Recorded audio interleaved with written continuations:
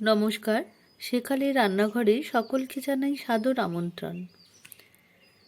এখানে আমি 300 গ্রাম মতো ভেটকি মাছের কাটা নিয়েছি। এই কাটাগুলো আমি ধুয়ে ভালো করে ভেজে নিয়েছি। এই কাটাগুলো দিয়ে আমি একটা সুন্দর একটা রেসিপি তৈরি করব।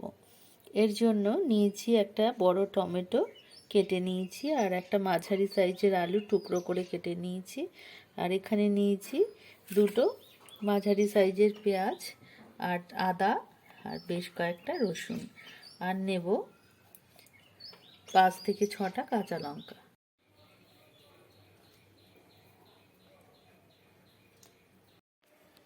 আমি এই পেঁয়াজ, আদা, রসুন, কাঁচা লঙ্কার একটা পেস্ট তৈরি করে নেব। তবে সব পেঁয়াজগুলো দেব না, একটা পেঁয়াজ দেব, আর একটা পেঁয়াজ খুব সরু সরু করে কেটে নেব। আমি গ্যাস অন করে কড়াই বসিয়ে দিয়েছি। কড়াই গরম হয়ে গেছে, দিয়ে দিয়েছি বেশ খানিকটা সাদা তেল। এবার আমি এতে আলুগুলো ভেজে নেব। আলুগুলো বেশ ভালো করে ভাজা হয়ে গেছে, এবার আমি এগুলো তুলে নেব। এবার ওই একই কড়াইতে দিয়ে দিয়েছি বেশ খানিকটা সর্ষের তেল, আর দিয়ে তেলটা গরম হয়ে গেছে। এবার আমি দিয়ে দেব একটা এলাচ আর একটা লবঙ্গ দিয়ে দিলাম।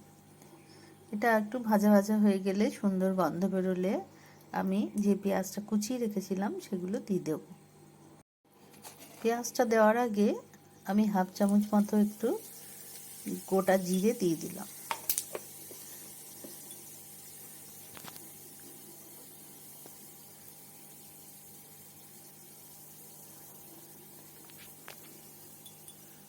জিরেটা হালকা ভাজা ভাজা হলে একটা সুন্দর গন্ধ বেরোচ্ছে সব কিছু থেকে। এবার আমি কুচনো পেঁয়াজ আর কটা কাঁচা লঙ্কা কুচিয়ে রেখেছিলাম সেগুলো দিয়ে দেবো।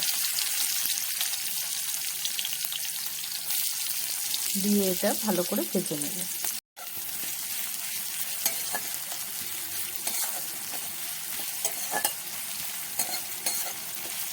এতে দিয়ে দিয়েছি সামান্য একটু লবণ, যাতে পেঁয়াজটা তাড়াতাড়ি নরম হয়ে যায়। পেঁয়াজ আর লঙ্কাগুলো নরম হয়ে গেছে। এবার আমি যে পেস্টটা করে রেখেছিলাম আদা রসুন পেঁয়াজের, এটা দিয়ে দেব। দিয়ে ভালো করে মিশিয়ে দেব।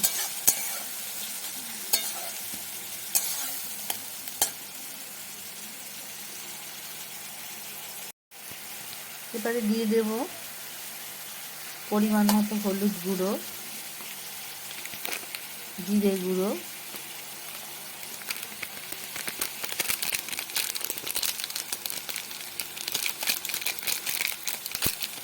কাশ্মীরি লঙ্কা গুঁড়ো সব দিয়ে এবারে ভালো করে কষাতে থাকবো।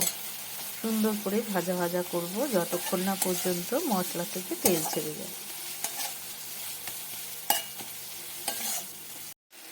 মশলাটা ভাজা ভাজা হতে হতে একটা জিনিস দেওয়া হয়নি, সেটা টমেটোটাও দিয়ে দিলাম।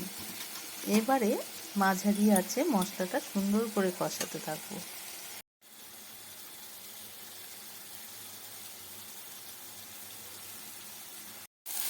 এবারে এই যে মশলা থেকে আস্তে আস্তে তেল ছাড়ছে, মশলাটা প্রায় কষানো হয়ে যাচ্ছে, তবু আরেকটু সময় ধরে মশলাটা কষিয়ে নেব।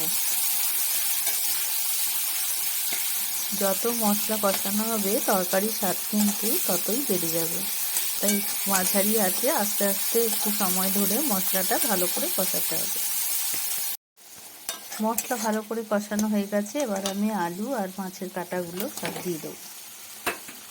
দিয়ে মশলার সাথে ভালো করে মিশিয়ে দিয়ে এবার আস্তে আস্তে ঢাকা দিয়ে কষাতে থাকবো বেশ খানিকক্ষণ।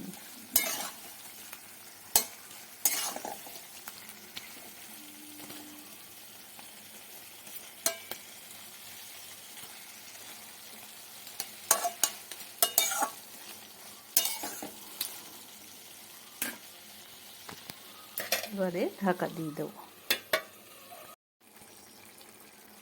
এবারে মাছের কাঁটাগুলো সেদ্ধ হওয়ার জন্য আমি পাশে পাত্রে একটা জল গরম করে রেখেছিলাম, সেটা দিয়ে দেবো। এবারে আবার ঢাকা দিয়ে দেবো। এবার আস্তে আস্তে এগুলো সব সিদ্ধ হবে। এবারে মাছের কাঁটাগুলো হয়তো সেদ্ধ হয়ে গেছে, তাই ঢাকনাটা তুলে দেখে নেব।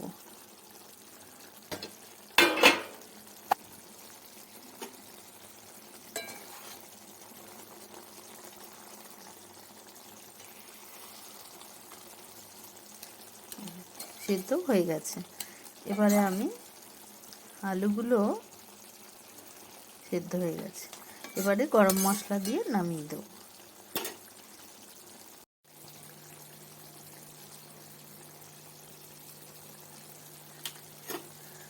গরম মশলা দিয়ে ভালো করে মিশিয়ে দিলাম, দিয়ে এবারে গ্যাস অফ করে ঠান্ডা হতে দেব।